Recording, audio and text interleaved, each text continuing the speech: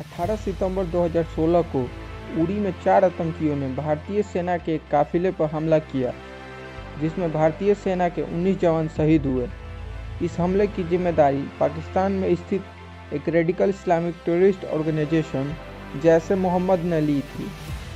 इस आतंकी हमले के जवाब में भारतीय सेना ने 29 सितंबर को पाकिस्तान के अंदर जाकर आतंकी ठिकानों को तबाह किया, जिसमें 50 से अधिक आतंकी मारे गए।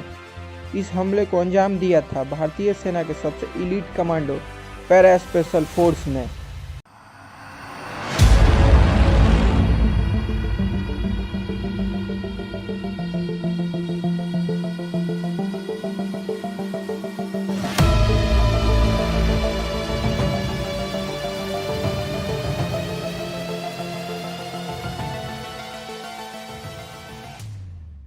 पैरा स्पेशल फोर्सेस को भारत ही नहीं पूरी दुनिया का सबसे खतरनाक स्पेशल फोर्स यूनिट माना जाता है।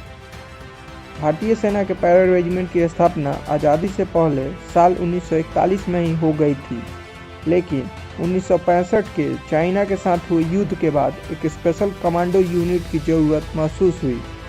1 जुलाई 1966 को भारतीय सेना की पहली स्पेशल फोर्स 9 पैरा यूनिट की स्थापना की गई, जिसका बेस ग्वालियर में स्थित है।